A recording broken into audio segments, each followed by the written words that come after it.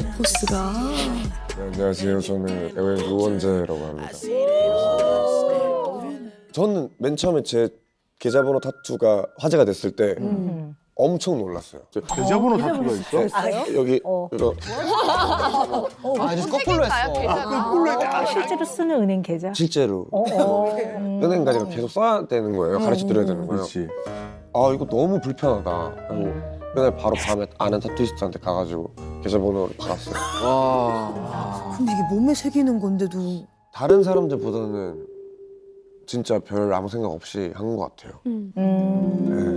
이번 해 앨범 하나를 한 달 전에 취소했었어요. 어허. 이거 다 준비를 했을 거 아니에요. 준비를 했는데 다 지웠어요. 아 1월. 1월 달에. 어허. 1월 달에 원래 앨범을 내기로 했었는데 기왕 할 거면 최고여야 한다. 그것에 대한 강박이 어허. 있어요. 네. 네. 가구를 살 때 가구 관련된 서적만 몇 박스씩 샀다고 했잖아요. 그걸 다 제가 읽어봐요? 다 읽어보고 다 캠핑도 원래 캠핑을 갈 마음이 없는데도 캠핑이라는 문화가 너무 궁금해서 다 찾아놨어요. 그냥 어떠한 브랜드에 어떠한 거를 사는 게 다 리스트업이 돼 있어서 구매를 할 때도 막힘없이 할 수 있었던 거고 거기에서 제일 윗단계가 음악인 거죠.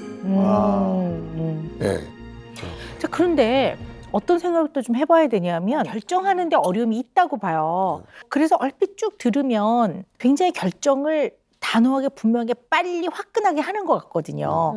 근데 이런 분들이 의외로 결정을 하는 걸 굉장히 어려워해요. 왜냐하면 실패하거나 실수할까 봐. 맞아요. 그래서 이게 어떤 면에서 보면 완벽주의적인 특성하고 아주 관련이 깊은 거예요. 이게 완벽주의적인 특성이기 때문에 언제나 기준을 완벽히 두거든요. 그러니까 시작을 하면 완벽해야 되는 거예요. 네 맞아요. 그 완벽하게 못 갈 거면 아예 시작을 안 한단 네 말이에요. 맞아요. all 아니면 none이에요. 너무 정확하신 게 아. 사람들이 생각했을 때 저는 홧김에 물건들을 막 사는 거지만 저는 그걸 사기까지 검색해서 알아보고 고민을 하는 혼자만의 시간이 엄청 길어요. 근데 이제 그런 것들이 지금은 좋은 사람이어야 한다. 그러니까 후회하지 않는 인생을 살아야만 한다. 머리는 아는데 감정적인 거에 휩싸이거나 어떠한 상황 때문에 그렇게 행동하지 못했을 때 엄청나게 큰 죄책감과 우울함을 가져요. 완벽한 사람이 되지 못했을 때. 예를 들어서 혼자만 한 생각이더라도 그게 누군가에게 상처를 주는 생각이면 나는 왜 이런 생각을 하는 사람일까? 정말 못났다 라고 생각을 하면서 죄책감을 가지고 뒷담화를 하는 자리가 있었는데 거기에서 내가 거들진 않았지만 그런 얘기 하지 맙시다 라고 말을 못했던 것도 지금 기억이 나고요. 무슨 말인지 알겠어요. 우리 원재 씨 같은 경우에는 어떻게 보면 이제 어떤 일이 벌어지면 그 뒤에 이 죄책감을 느끼고 이러는 것들이 이해는 되나? 한편으로는 인간이라면 그냥 누구나 그냥 요 정도는 자연스럽게 경험하는 것들 그거에마저도 죄책감을 느낀단 말이에요. 이러면 여러 사람이 모여서 누구 약간 뒷담화를 해요. 아예 하면 안 되지 뒷담화를. 근데 그때 저기요 나쁜 행동이거든요. 이러면서 싸우는 게 좀 안 맞을 때도 있거든요. 그러면 그 자리를 박차고 나오기가 좀 어려운 상황이면 그냥 조용히 가만히 있기도 한단 말이에요, 사람이. 그것 때문에도 죄책감을 느끼잖아요. 내가 그 자리에 거기 있었다는 것만으로도 뒷담화를 한 상황에 내가 거기 껴 있었다는 것만으로도 과도한 죄책감을 느낀단 말이에요. 어차피 인간은 다 완벽하지 못하고 불완전한 존재인데 원재 씨 같은 경우는 인간이라면 대체로 많은 사람들이 그냥 인정하고 자연스럽게 느끼고 받아들이는 것마저도 인정을 안 한단 말이에요. 본인이 그걸 느꼈을 때 되게 나쁜 사람이라고 생각한다고, 좋지 않은 사람이라고. 이것마저도 100 아니면 0 같아요. 좋은 사람 아니면 나쁜 사람, 좋지 않은 사람. 이런 생각을 한단 말이에요. 그러니까 분명히 다른 이유가 있는 거예요. 그게 그렇게 하는 괴로움이 있는 거예요. 뭔가 그렇게 할 수밖에 없는 본인의 마음의 고통과 괴로움이 있는 거지. 그 이유를 찾아가는 건 굉장히 중요할 것 같아요. 제가 봤을 때는. 저희 누나가 큐레이터로 일을 할 때 전시를 보러 갔는데 어떤 아주머니 분께서 큐레이터 분한테 갑질을 하는 걸 봤어요. 근데 그때 제가 굉장히 그 아주머니한테 화를 냈어요. 제가 집에 들어와서 하루 종일 우울하고 죄책감에 너무 크게 시달렸거든. 내가 조금만 더 완벽한 사람이었다면 이런 후회하지 않았을 텐데 이거에 대한 고민이 커요. 어떤 점이 나는 궁금해지냐면 자연의 섭리, 세상이 돌아가는 이치, 본인이 어떻게 해도 안 되는 것 같은 상황, 내지는 이거를 겪게 됐을 때 너무나 두려움, 혹시 그런 게 있어요? 그런 게 있습니까? 낮잠 자는 거 굉장히 싫어해요. 낮에 자고 밤에 일어나면 제 체감상으로는 몇 초 안 돼, 1초도 안 되는 순간이지만 시간이 흘러 있잖아요. 그럼 그때 저는 정말 무력함을 느껴요.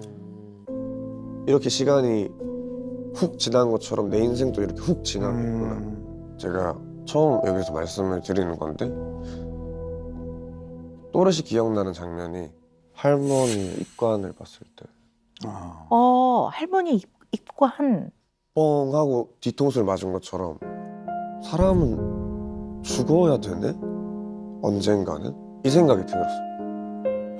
그래서 어떻게 내가 아무리 나 혼자 노력을 해도 이길 수 없는 힘이 있다. 그런 게 있는 것 같아요. 네, 그런 생각을 정말 자주 해요. 초등학교를 2번 전학을 갔는데 총 3개를 다녔는데 첫 번째 초등학교 때 전학 간 이유가 질문이 너무 많다라는 이유로 선생님이 저를 밀치셨어요. 완전 날아가듯이 넘어졌어요. 질문이 너무 많다라는 이유 하나죠. 엄마, 내가 쉬는 시간에 물어보면 안 되는 거냐고. 근데 엄마가 그 얘기를 듣고 바로 전학을 시켜 주신 거죠. 저희 아버지께서 카센터를 하시는데 제가 초등학교 때였어요. 검정색 차였는데 거기서 내린 덩치 큰 손님 분께서 아버지를 때렸어요.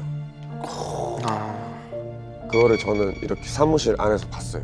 아버지는 그냥 팔을 이렇게 뒤로 하시고 그냥 이렇게 맞으셨어요. 너무 충격이다. 너무 충격적이었고 그런 일들 때문인지 내가 아무리 힘을 써도 어떻게 못하는 거에 대한 분노가 있는 것 같아요. 꿈을 묻는다면 어떻게 보면 부처님이 되고 싶다. 부처님 같이 생각하고 살고 싶다. 모든 걸 용서할 줄 알고 모든 일에 초연해질 줄 아는 부처님 같은 사람이 되면 내가 겪었던 일들도 다 괜찮아질 거고 내가 싫어했던 그 사람들, 나한테 상처를 줬던 그 사람들과 비슷한 행동을 조금이라도 하는 제가 싫은 거예요. 인간이라면 누구나 다 뭐 이 정도는 뭐 사람마다 좀 다르긴 하지만 이 정도는 느끼는 게 좀 자연스러운 거예요라는 네. 그 기준, 그게 되게 중요한 거거든요. 이거를 보편적이고 일반적인 기준이라고 보는데요. 그런 기준에서 보자면 미워하는 게 당연하지 않겠어요? 근데 저는 용서할 줄 아는 사람이 되고 싶어요. 용서. 모르겠어요. 그냥 용서는 인간의 영역이 아닌 것 같아요. 내 생각은. 그냥 용서를 해주는 것보다 그게 쉽지 않거든요. 용서가 안 되거든요. 용서를 하느냐 마느냐에 고민을 해야 될 만큼의 깊은 상처를 받은 부분을 잘 파악을 해서 내가 그냥 이거를 회복해 나가고 잘 다루고 사는 거지. 무슨 신처럼 언제나 완벽한 백의 기준에서 완벽한 다른 사람한테 요만큼도 잘못하면 안 되고 요만큼도 마음에 상처를 주면 안 되고 이 사람들을 용서해서 나의 마음을 안정을 찾는다. 보편적이고 일반적인 인간의 기준에서 봤을 때는 너무 도달하기 어려운 거 아닐까요? 그런 행동은 아니지만 원재 씨 느낌에 약간 유사하다고 생각되는 내가 좀 다른 사람 마음에 상처를 줬네, 내지는 다른 사람 마음을 좀 불편하게 했네 하는 거는 그 마음이 들면 그 상대한테 미안하다고 하시면 돼요. 지난번에 내가 그랬는데 정말 미안하다. 겉으로 보기에 내가 굉장히 이랬다 저랬다 하고 멋대로 하는 것 같지만 제가 좀 사실 그런 면이 좀 있어요. 이렇게 좀 불안하고 이러다 보니까 어떨 때는 너무 급하게 결정을 하는 면이 좀 있어요. 죄송합니다. 마음 힘드셨다면 정말 죄송합니다. 하면 되는 거거든요. 그렇기 때문에 출발부터가 그들과 다른 거예요. 그들과 다른 사람이란 말이에요, 원재 씨가. 그래서 좀 어릴 때 겪었던 그런 지금 쭉 말씀하셨던 것들이 원재 씨 마음 안에 영향을 많이 준 것 같아요. 네, 네, 네. 누나가 말한 것처럼 남을 미워할 수 있는 상황에서 미워할 줄 알아야 내 감정이 좀 해소가 되더라고. 그럼요. 네. 사랑할 수 있을 상황이 됐을 때 사랑을 해야 되고 남이 미운 짓을 해서 잘못했을 때 미워할 줄 알아야 이게 나도 이렇게 감정이 좀 돌아가는 거지. 자꾸 혼자 삭히면 더 힘들어져. 그리고 부처가 안 돼. 그러니까 결론적으로. 자기 자신이든 옆에 있는 타인이든 어떤 상황이든 결과든 관계든 완벽주의로 생각하는 면이 있는 거예요. 맞아요, 선생님. 그러니까 본인이 완벽하게 본인이 세웠던 기준만큼 완벽하게 도달을 못하면 네, 0인 거예요. 네, 맞아요, 선생님. 노력을 80만큼 했으면 100까지 못 가도 80인 건데 100에 도달을 못하면 미자씨는 0이라고 생각해요. 네, 선생님. 그러니까 언제나 내가 80만큼 노력했지 이런 자긍심을 느끼는 게 쉽지가 않을 것 같아요. 맞아요. 네, 그러니까 그렇게 평생 너무나 성실하게 열심히 노력하고 살았지만 결국 남는 거는 난 아무것도 나한테 남아있는 게 없는 네. 거 같고 왜 아무것도 남아있지 않습니까? 아나운서는 안 됐지만 그 과정에서 상식도 많이 늘었을 거고 발성하는 것도 많이 배웠을 거고 미자가 됐고 사랑하는 사람과 결혼도 했고 나래 같은 절친도 있고 유튜브도 잘 그럼 네 너튜브도 지금 잘 되고 있고 네. 근데 이게 다 아무것도 아닌 것 같은 느낌이 들고 네. 근데 관계에 있어서도 나 자신도 완벽해야 되지만 어쩌면 상대방도 완벽하길 바라는 마음이 있는지 모르겠어요. 인간은 완벽한 사람 없거든요. 그래서 저는 이제 뭐 예를 들어 그런 친구가 저를 괴롭히는 사람이 있으면 주변에 막 저를 안 좋게 막 얘기한단 말이에요. 무리가 있으면.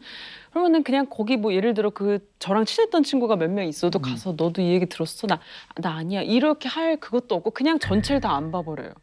굉장히 중요한 얘기인 것 근데 같아요. 그것도 그 사람한테 제가 완벽주의 그 기준을 들이대서 그럴까요, 선생님? 약간 그렇다고 보는 거예요. 근데 네. 미자 씨가 받아들일 수 있는 어떤 경계나 한계가 있을 거 아니겠어요? 네, 네. 그러니까 그냥 미자 씨를 너무 괴롭혔어요. 네. 그야말로 막 괴롭혔어. 네. 그럼 그건 못 받아들이는 거죠. 네. 그런데 너무 완벽한 기준을 상대한테 적용하면 너무 괴롭힌 사람이 아닌 그 옆에 서 있었던 사람마저도 같은 동급 취급을 해버린단 말이에요. 그냥 옆에 서 있었던 사람은 적극적으로 괴롭힌 건 아니고 그냥 가만히 있었던 거거든요. 네. 근데 그 사람한테 완벽한 기준을 갖다 들이대면 그 사람마저도 막 소름이 돋는 거지.